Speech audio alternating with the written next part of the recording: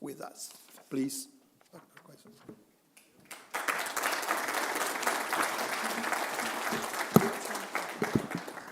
I will sit in the audience and then come back. Oh, yes.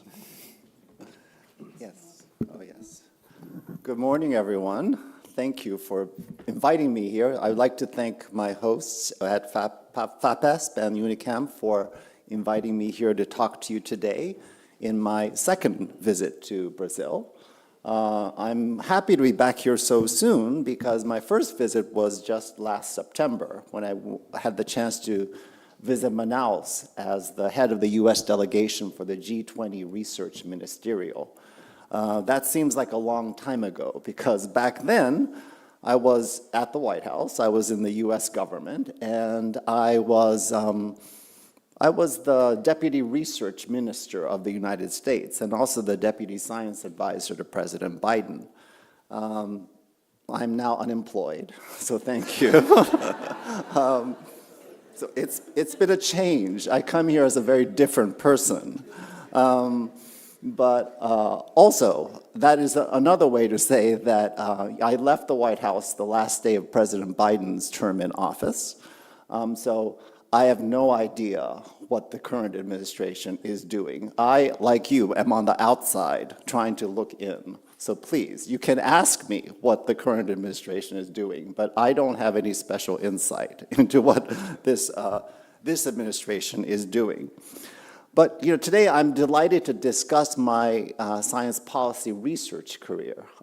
Thank you for that introduction. I was reminded that 31 years ago, one of my first research projects was evaluating the results of U.S. government funding of research and development. So I've been doing impact research for a long time. I've fallen away from research since then. As you've heard, I've gone from being a social scientist and a science policy researcher to becoming a science policy practitioner and a science policy maker. But I want you to understand that, my work in science policy is informed by science policy research, research on research, and science of science. I mean, those are still my intellectual foundations, and that is how I try to approach the science policy making that I've done in my career. So I'm delighted to be here to discuss some of my work of research indicators, metrics, and impact. And to start this discussion, I'd like to share 3 case studies of agencies and programs that I've been involved in establishing in the United States. And I will spend most of my time on the first example. So let me start with my first example, and that is the new Technology, Innovation, and Partnerships Directorate of the U.S. National Science Foundation, or the TIP Directorate, as I will call it for short. So I want to focus on the creation and the establishment of this NSF TIP Directorate. It is still relatively new. It was founded in late 2021, early 2022. But before I do that, let me tell you how I approach this and other science policy tools.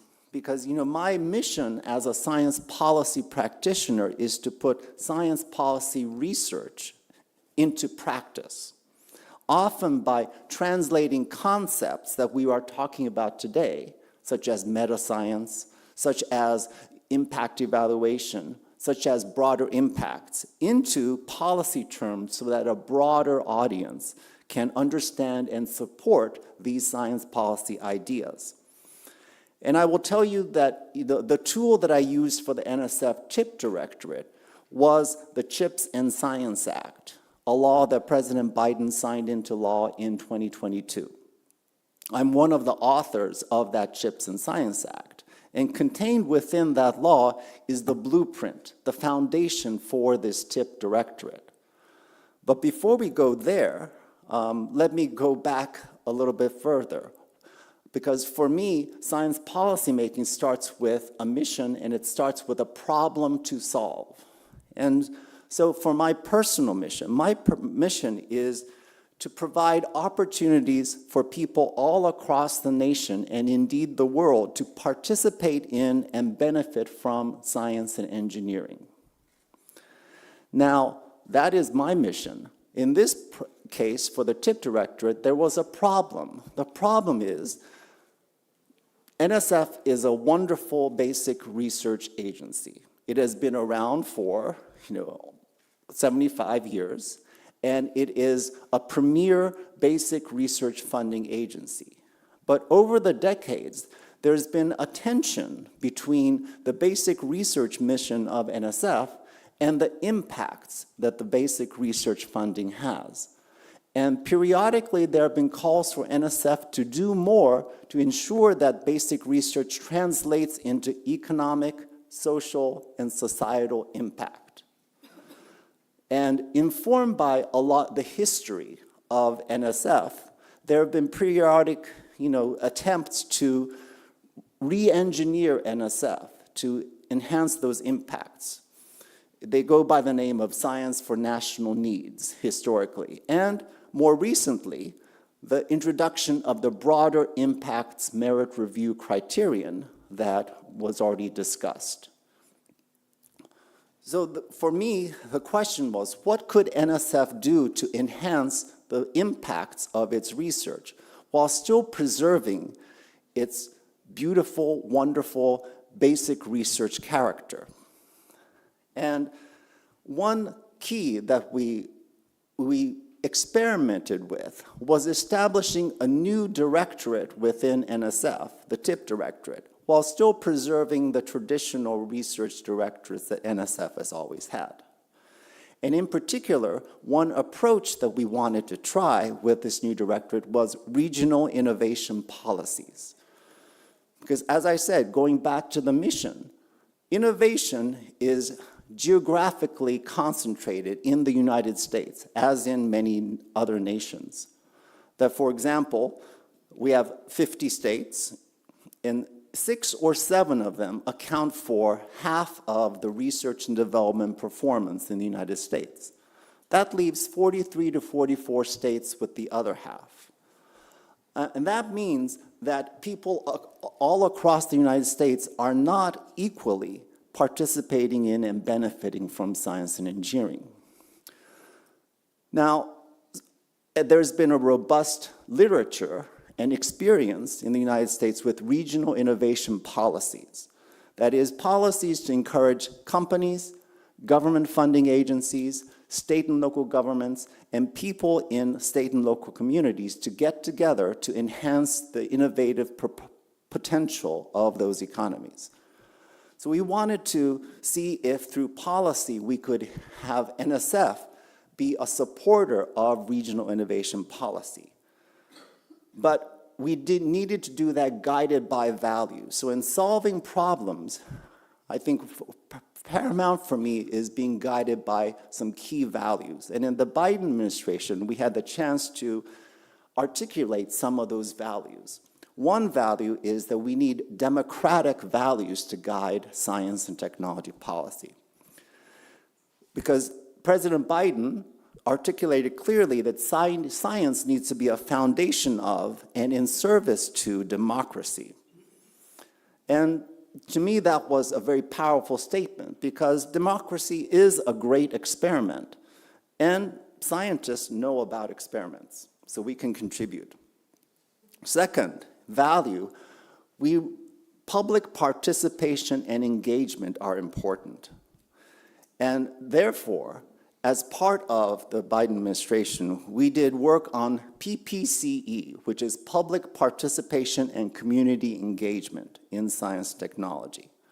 That took the form of policy initiatives in areas such as open science, in public access, citizen or community science, and a science of environmental justice. And in this case, it meant trying to encourage public participation engagement from people all across the nation, outside of the traditional innovation centers of the United States. And third, the value is our work requires broadening participation in the science and engineering enterprise. That means overcoming barriers to equity and inclusion, building capacity for research and innovation all across the United States. And all of those values mean that in policies, we had to pay attention to creating and sustaining innovation ecosystems through partnerships, through strong regional institutions, and strong connections to local and regional concerns, as well as national and global societal challenges. So let me turn then to how the CHIPS and Science Act came together. Because one key part of that law is establishing the Regional Innovation Program, which is the central part of the NSF TIP Directorate. So regional innovation awards are designed not to be just research projects.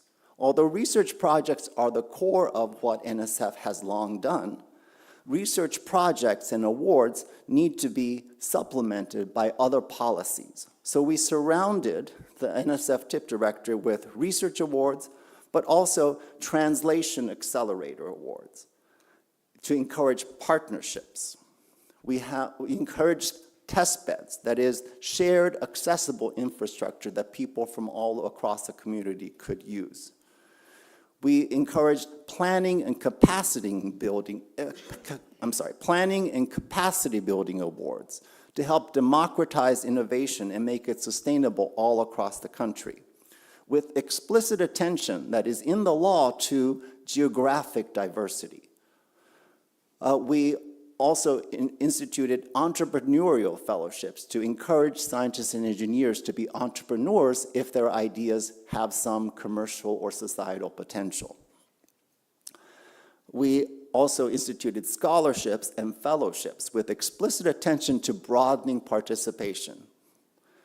And we had explicit authorization of what I call ELSI work. ELSI is ethical, legal, societal implications of research. So all of this suite of policies are designed to encourage and promote impacts at the regional level. And those impacts are, yes, primarily economic, but also societal and social. Now, it is important to note that, in these regional innovation awards, geographical and institutional diversity are important to build in. And so in the policy, we built it in, because without explicit attention to geographic diversity, innovation will happen where it always does, which is in regions that are already innovative. And it was important for this TIP Directorate to broaden the reach of NSF's traditionally concentrated research policies. So going back a little bit further, then, in order to accomplish these multiple impacts, policies have to be articulated in terms of both economic and non-economic goals. You can't just hope for non-economic impacts to happen.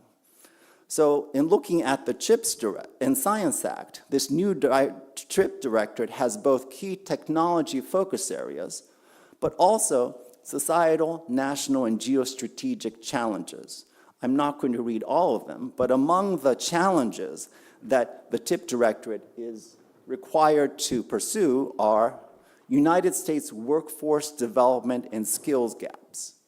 Another is inequitable access to education opportunity or other services. As you can see, those are not scientific or technical goals, but they are very important societal goals. And last, for those of us in the room, it's important to build in evaluation from the very beginning. So the CHIPS and Science Act builds in periodic reviews, evaluation, and periodic reevaluation of the goals, challenges, and activities that are contained in the TIP Directorate. But I admit that that part of the legislation did not go as deeply as I would have liked. The evaluation is sketched in for, I presume, the research community to fill in. Although we laid the foundation by articulating goals beyond the economic, and trying to build in activities and evaluation of impacts, I admit that we did not know fully how NSF would evaluate those non-economic impacts and those people impacts. So in the legislation, we built in a National Academy of Sciences review. We built in some metrics. It is not perfect and probably not sufficient to evaluate these impacts, but it was the best that we can do in legislation. So I'm happy to report that NSF did receive funding in 2021 and 2022 to establish this TIP directorate, and in 2022 received the policy framework in the CHIPS and Science Act. It has already made awards for regional innovation and other activities. And some limited evaluations are underway. And of course, it's my hope that in this administration and future administrations, the TIP directorate will be a lasting contribution in the U.S. science policy space. Let me turn to a second policy mechanism that I've been involved with, and that is the ARPA-H at the National Institutes of Health. You know, it isn't often that a science policy practitioner gets to start a brand new science agency. I thought that in 2009, when I had the chance to start the ARPA-E at the Department of Energy, that was my one chance. But I was wrong. As I told you, I had the chance to be one of the architects of NSF's TIP directorate. But in the Biden administration, I also had the chance to launch the ARPA-H, or the Advanced Research Projects Agency for Health. And let me start again with the problem. The problem was the United States has the largest biomedical research investment in the world. Public and private combined, well over $100 billion a year. And yet, our U.S. health outcomes are poor. They are not world-leading, and in fact, very unequal. So the problem statement was, how can we improve health outcomes for everyone in America using this biomedical and health research enterprise? And to do that, to solve the problem, as I said, it's important to start with a mission or a goal. And that mission is well articulated in the ARPA-H founding statement. The mission is, ARPA-H is a research funding agency that supports transformative biomedical and health breakthroughs, ranging from the molecular to the societal, to provide health solutions for all. Notice those keywords, which are different from how NIH and other health research agencies operate. The focus is beyond biomedical research to health research. Transformative breakthroughs are important, and also the impact is important enough to be written into the mission. Solutions for all.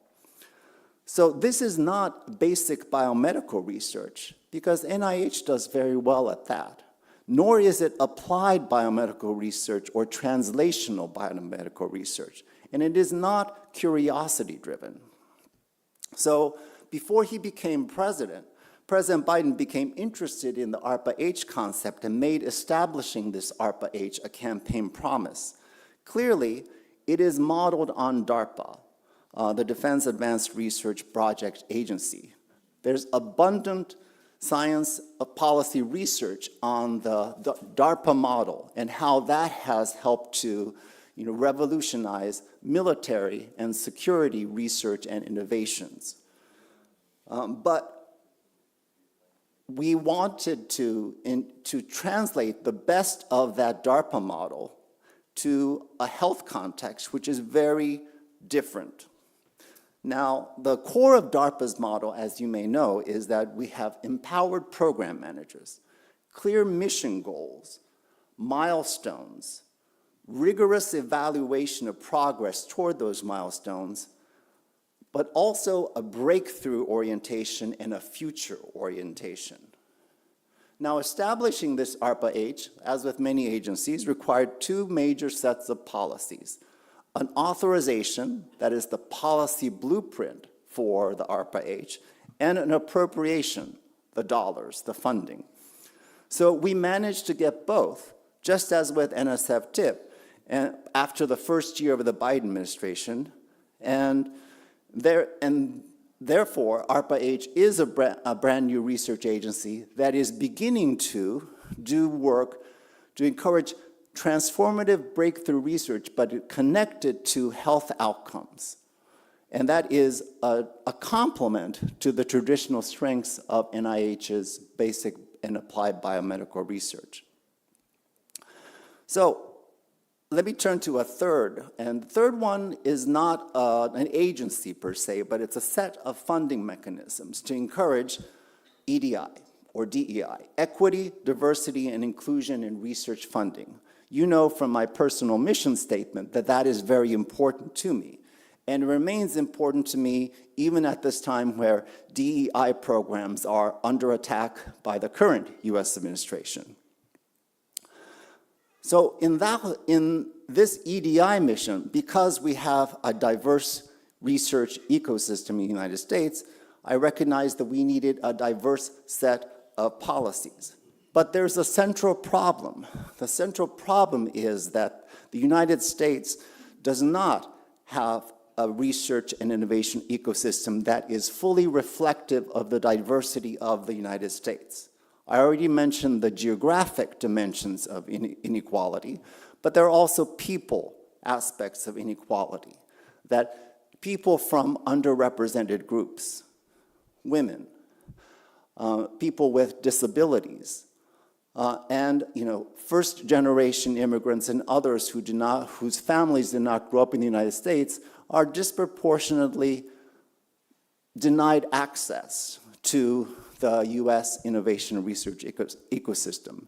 Because those inequalities are in diverse areas, it requires a diverse set of policies and approaches to attempt to correct. So some of the ways in which I have tried to do that is through one example is NSF's Granted program.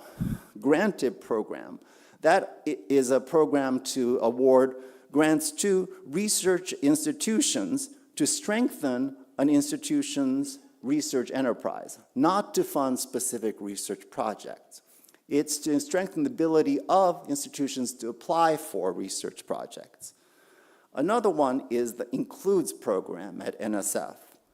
It's a comprehensive national effort to enhance U.S. leadership in science by focusing on practical measures that could improve inclusivity and accessibility in STEM fields.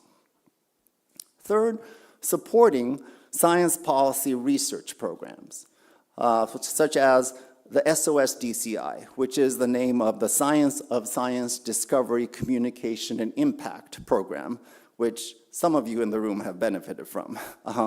And that is a research program that has supported research on advancing knowledge and theory on the social science of scientific discovery. In other words, it supported the work that we are hearing in this room, because that, of course, is important to understanding the dimensions of inequalities and practical measures that can address those inequalities. All right, now let me pause and reflect on those three sets of cases that I wanted to share with you today. Later, I'll be talking a little bit about the political context in the United States. Not right now, yeah, but needless to say, I will say in advance, it has changed dramatically. All three sets of programs that I have discussed are endangered now under the current administration, especially those suites of programs that I discussed on encouraging equity, diversity, and inclusion. But that's okay. As someone who's been working in this space for 30 plus years, I recognize, and you recognize, that science policy and science policy research are long games. They are long-term endeavors, and there is not a straight line to progress. There are reversals.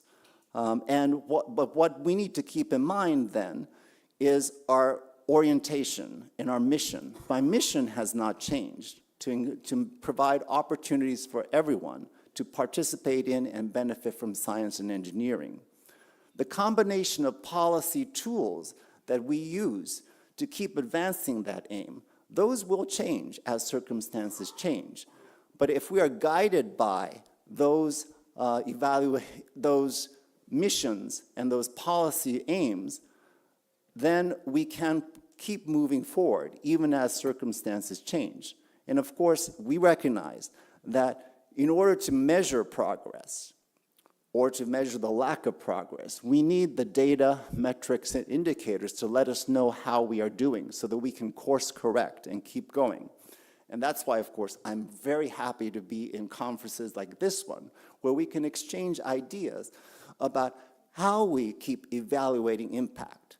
And evaluating impact is wonderful work, but to me, it's my job to keep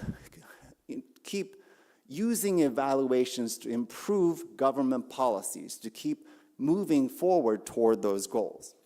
So let me summarize. There is room for all of us to work to build science policies that encourage novel indicators, robust evaluation, and especially to use those indicators and evaluation to extend and amplify the impact, the positive impacts of science and engineering research. Whether it is a new research unit focused on regional innovation at NSF, or a new research agency focused on health research, or research programs to foster EDI in the research enterprise, or insert your own program or your mission here, there is a lot of work that we can do, and I look forward to exploring these together with you in this forum and these days to come. Thank you so much.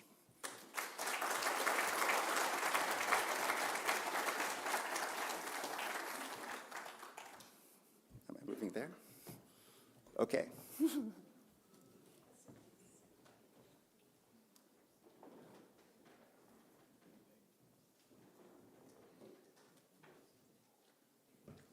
Okay, obviously, I cannot see a conference like that finish without at least, say, a short period for questions. So we'll have 5 minutes, 2 questions for the audience.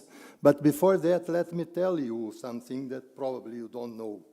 FAPESP is 62 years old, so it was founded about 10 years after NSF, and our founders looked very much at the NSF model to establish FAPESP. So I think one of the reasons where we are so strong still today is because we looked to a strong model coming from the United States at the moment.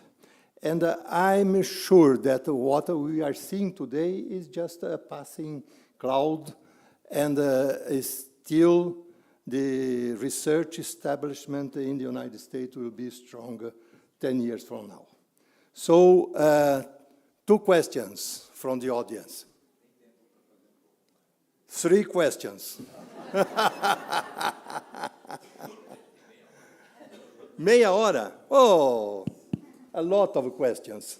Let's start with... We speak in 20 minutes, so we don't have it.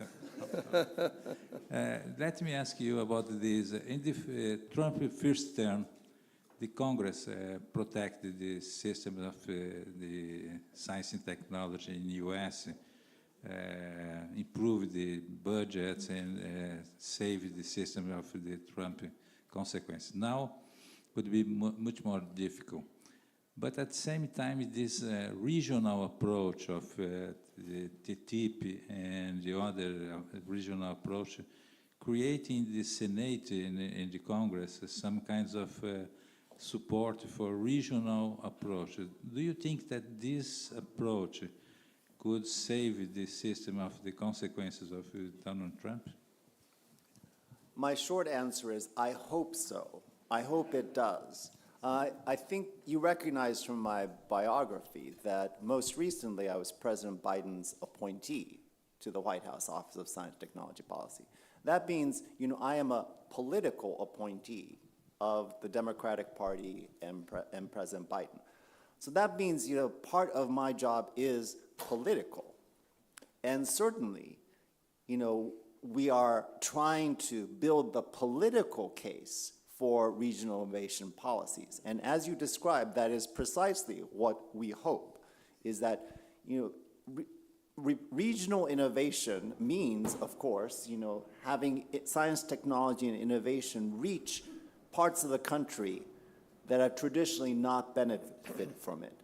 And I certainly hope that members of Congress, especially Republican members of Congress, can see regional innovation at work in their states and will, continue to support that kind of work. So far, I think, so far it is happening. So far, the CHIPS and Science Act is still there. I am discouraged that some of the clean energy programs and subsidies that were in the Inflation Reduction Act were just repealed last week by Congress and the President. But I try to remain optimistic that politically there is a strong bipartisan case for regional innovation policies and for ARPA-H and for the other policy measures that I described. And as for funding, we will see. Congress is just now beginning to consider President Trump's 2026 budget. And over the next few weeks, it will become clearer, how much Congress is willing to support scientific research funding. Thank you. Luciano, please. Yes. Hello. Congratulations for your very clear speech this morning. I wish to go direct into the main theme of this conference, which is indicators, metrics, and databases. And my question is, have you established a policy or a initiative towards organizing and monitoring or creating the conditions for evaluating the impact, and particularly the social rate of return of investment in science and technology. And in the case of health, this is very complex. Yes. Very complex. And we struggled here by lack of well-structured databases from which we could compute the impact. So I would love to hear from you what you've done or what should be done to have the basics for these, particularly have the data, structured data for evaluation.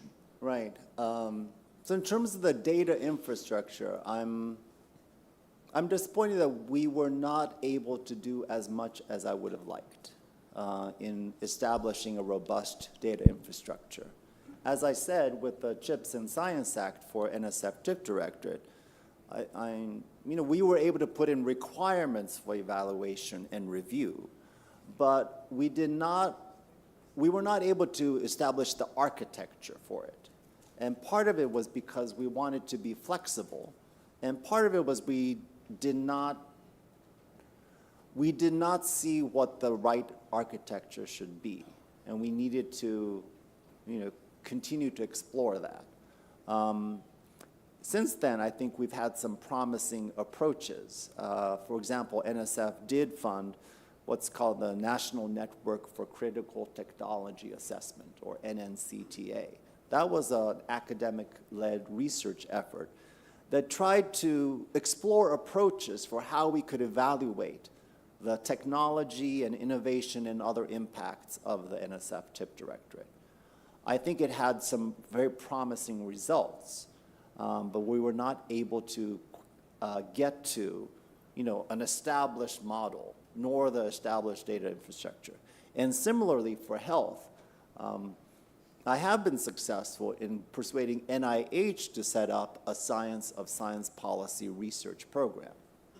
And that program is, of course, intended to fund investigators to evaluate the health impacts of biomedical research, among other things. And I would say that the results are not as robust as I would like it to be, but I'm trying to look on the long term and say, eventually, we will have better ideas for what data we need and what research we need to really document the impacts that we are seeing. Thank you. Who is asking? Sergio. Thank you, Kei, for this excellent talk. And well, let's go now to discuss a little bit more the future. what's in the scene, in the horizon. My question is just not a question, it's just to know about your opinion, what is coming on, what's coming up in terms of new politics of science policy. The Ships and Science Act is also under attack, explicitly in a talk from President Trump. And I saw, if I'm not wrong, in that Meta Science conference last week, some figures showed about the budget for 26, cut by 50%. I don't know if this is right or not, but I have seen many different figures, but this one called my attention. Indeed, it was published in the Financial Times the next day of the conference, etc. Well, what do you see ahead? If you have this cut of 50%, I don't know how is the count behind this the sum, but that's the point. What you see if your country is going to undertake this cut of 50%, and another interesting data we have seen ultimately recently is about the difference, the growing difference between private investment and public investment in basic research. It's a huge gap, and all these things together, what does it sound for you for the near future? Well, let me start by saying I cannot see anything because I am as I said, I am on the outside looking in just as much as we all are. So I'm not going to offer forecast. I will offer, well, certainly I offered a vision. And, the vision that I outlined of a robust NSF TIP directorate, robust EDI programs, a robust ARPA-H, they are not going to happen if, indeed, U.S. government funding is cut by 50%. And that is why, I and several other people, I hope millions of other people, are working to make sure that Congress reverses these proposed cuts to research funding. That is all we can do, right? We can forecast the future, but we can also try to change that future. And that's what we are engaged in now. Because, as I said, if those proposed cuts do take effect, they would be catastrophic for many of the things that I'm talking about today, but also the U.S. science and engineering research enterprise in general. So I do not want that future to happen. So maybe this time next year, I will have a clearer idea of what the future holds. But right now, I'm still trying to hold on to that optimistic vision that this is temporary and some of the damage that has already been done can be reversed. I'm well aware that many of my former team members and current colleagues have lost their scientific jobs in the U.S. government or in universities. They've lost their grants because of the actions of this administration. So I don't know if those cuts can be reversed, or I don't know if other funding sources can make up for it, but all I can do is to try. So in addition, I've been working with foundations and other funding sources to try to restore some of the capacity of my colleagues to contribute scientific research.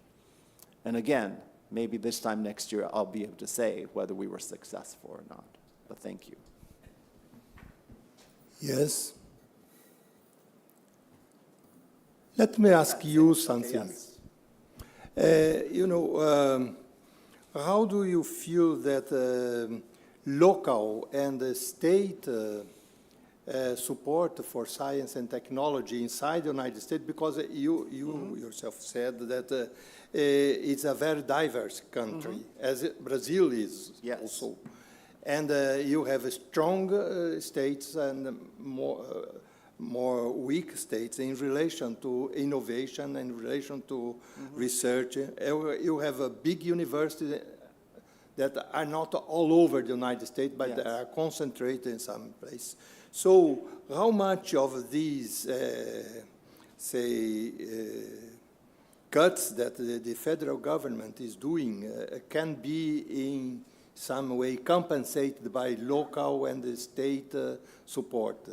This is very important for us because this is not new to Brazil also.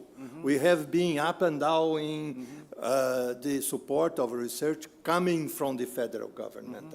And we have learned that we cannot depend all the time on the federal government. So, and this generates also a lot of diversity in Brazil. Because you have states that are much more powerful in supporting research as the state of São Paulo compared with the other states. So how you see this panorama in the United States in these coming years?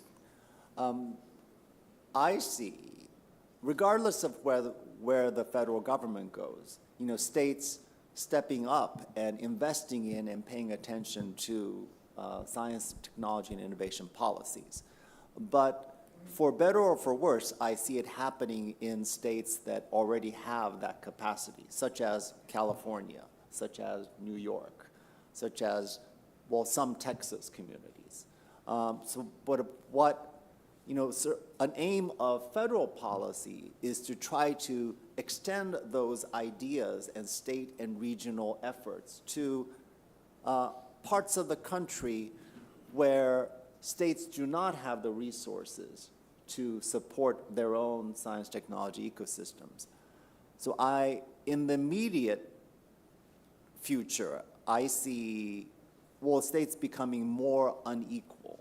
That states like California, with a continued commitment to innovation policies and investments, will continue to pull ahead. So that's good news for California. It is not so good news for the middle of the country, the middle of the United States. That said, I've always found, in the United States, our states are supposed to be the laboratories of democracy, where new ideas get tried. And, over the years, that has, benefited me in my science policy career a lot. Many of the programs that I've talked about and others are based on models that have been tried at MIT, for example, or have been tried in California. And my attitude is, if it's good enough for MIT and California, then scientists and engineers all across the United States deserve the chance to participate in these policy experiments. So at one time, I'm counting on California to keep doing what it is doing. But I also want other states to benefit. And I'm here to learn about what São Paulo State is doing, because I think it could also be a useful model for United States states. Thank you. Still time? Yes.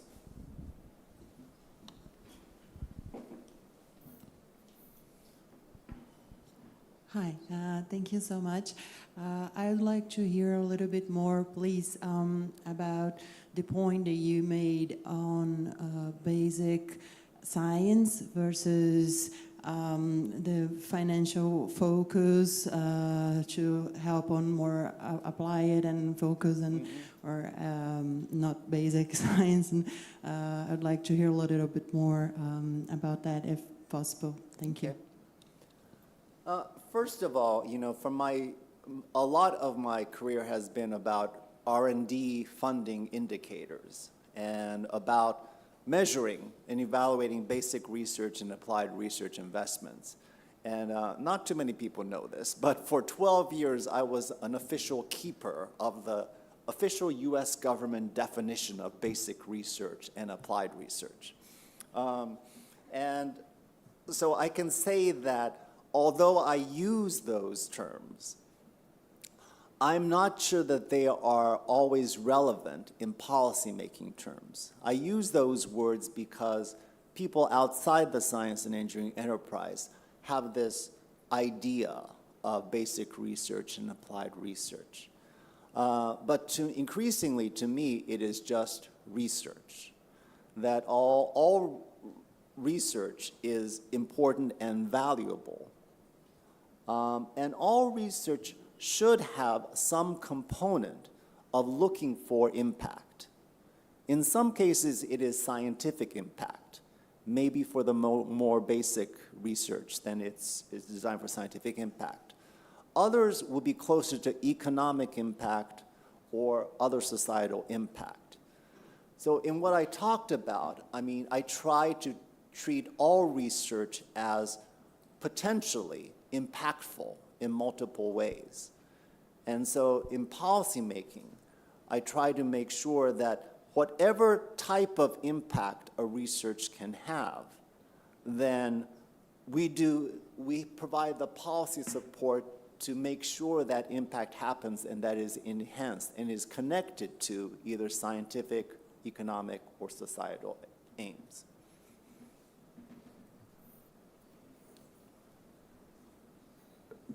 Claro. Oh, yeah. Thank you very much. Just one specific question for you related to the integration between the, let's talk about the NSF particularly, integration between your funds, your public funds with private funds, okay? FAPESP, for example, we have here a program that is combined public fund with private funds, the PT program, for example. I would like to understand from your side, your experience, if that is an interesting model to follow, if it is a more efficient way to invest research money, or like Professor Luciano said, with a better social internal rate of return, no? If that is a good model to follow to integrate funds with the private sector. Thank you. Yes, it is a good model. Because as I said, you know, what we are trying to do is to bring the private sector and the public sector together. Because many of these impacts we're looking for, especially economic impacts, are dependent on, well, private sector investment in companies actually commercializing and taking to market these innovations. So in the broad sweep of US government science policies, there are many programs that require a cost share match by private industry.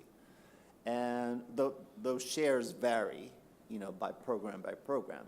So it is certainly a useful model for us to consider. But for many of the programs that I talked about, there's not an explicit matching requirement because, again, in the interest of diversifying the research enterprise, if requiring an aggressive match would provide advantage to companies and regions that already have, you know, thriving innovation ecosystems. So in this case, when we are trying to broaden access, then maybe we want to relax those matching requirements. Instead of matching requirements, what is required in these regional innovation centers is partnerships, demonstrated partnerships between companies, state and local governments, community colleges, universities. So that's not a financial link, but it is very much a communication and policy link. And in that way, we are trying to get to the same outcome as, cost share matches. And the outcome is, of course, an ecosystem, a regional innovation ecosystem in which everyone has a stake and everyone has a share. Sergio, yes. Yes. Well, I'll take advantage of being Okay. here with you, okay? So another set of figures we saw in the same event, and not by coincidence, showed by the same person, Cassidy Sugimoto in London. She showed us, she started discussing whether China has already overpassed the United States in scientific production. Some figures about this. A number of publications, and then showed that since 2017, I guess, or 2018. But number of publications, we know it's just a figure, may not represent many things, many meaningful things. And then it showed about citations, also in collaboration, and she started to show all these regular indicators we are accustomed with, and China is ahead already. So I don't know if, of course, these are figures, it's a trend. These are figures that raise worries about what's going to happen in geography of science in the next future. But in terms of impact, I'm not sure if it's have already overpassed the United States. So I'd like to hear from you your opinion about this dispute that we watch these days between the two countries in terms of, only in the scientific domain, okay? Oh, yes, don't need to go further. Well, again, I think it starts with the goal. I mean, what is our goal here? I think many of us in the United States share the goal that the United States should be a leader in science and engineering. That is a goal. The question is, how do you define U.S. leadership in science and engineering? And what is that leadership for? I think I'm aware, because of my background in government R&D funding, I'm aware of all those data about dollars and of papers and inputs. And yes, they show that in most fields of science, China has the lead now in those indicators. But to me, those dollar counts are less important than this more difficult to define notion of leadership at the frontiers of scientific disciplines. And in those, we do have some research, some more qualitative but also partially quantitative research to demonstrate that indeed we are in a multi-leader state in many scientific disciplines when China, United States, European Union collectively are the leaders. And I think, for me, U.S. science and engineering leadership is for United States scientists and engineers being able to participate at the frontiers of scientific disciplines as collaborators. And in that field, then it's not as important to be number one as it is to be among the top. And in that one, I think that in most disciplines that I look at, U.S. scientists and engineers are valuable collaborators. And that is the good news. But the bad news is, of course, that is fragile. And that if the U.S. government disinvests in fields of research, then U.S. researchers will not have the tools or the capabilities to participate with Chinese, European, Japanese, Brazilian, other colleagues at the frontiers of U.S. science and at the frontiers of science and engineering. And that is what I worry about. So again, I don't worry so much about the dollar volume of research. I worry about our U.S. Scientists and engineers at the frontier. we are approaching the end, but I'd like also,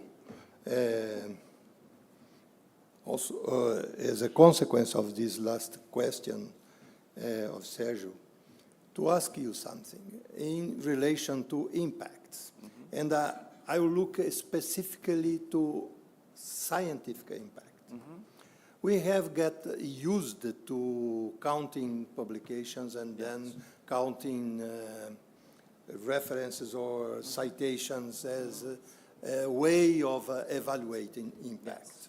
Obviously, as the number of publications in, say, China increases very much, the number of citations also and self-citation will increase. And I'm sure this does not really measure impact.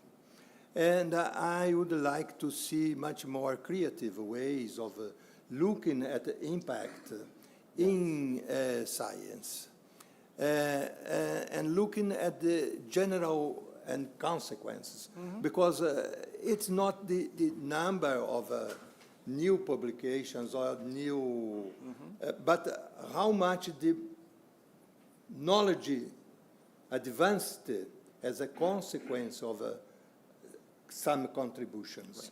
Right. And this is much more difficult. I don't think we have good instruments in place to evaluating these continuously.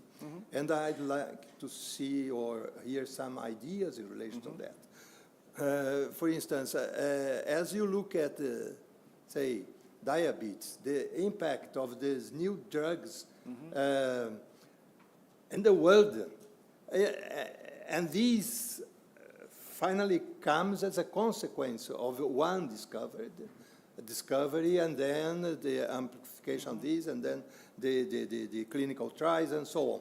So this is some line that had a much more big impact, I think, in relation to all the publications of 2 years from China and Europe and so on. So do you see any ways of looking at the impact of science which is not based on counting publications, citations, and things like that? Well, I do see a path forward, and I think we agree that this is the vision that as a research community we are striving to attain. And that I love bibliometrics. They are wonderful. They tell us many things, but they cannot tell us everything. Actually, no field of science can. But I think there are opportunities to use bibliometric techniques to try to connect to other measures that are outside the sciences. For example, health data, environmental data. And further research, I think, is also needed on reinforcing or questioning what we already think we know, which is that innovation is closely tied geographically to science and technology. And as long as that holds, it is important for a nation to have research and development in order to reap the maximum benefits of that. I think that still holds true in 2025. But again, that will require better connections between research, as measured through bibliometric and other techniques, to development, then to impact. And again, those linkages with novel data sets or existing data sets that have not previously been connected to research and bibliometric data. Those are the opportunities that I would love to see explored here and in other places. Thank you. Okay, Dr. Koizumi, thank you for sharing your ideas. Thank you for the beautiful conference, and thank you for coming to FAPESP. Thank you for the beautiful conference. Yes.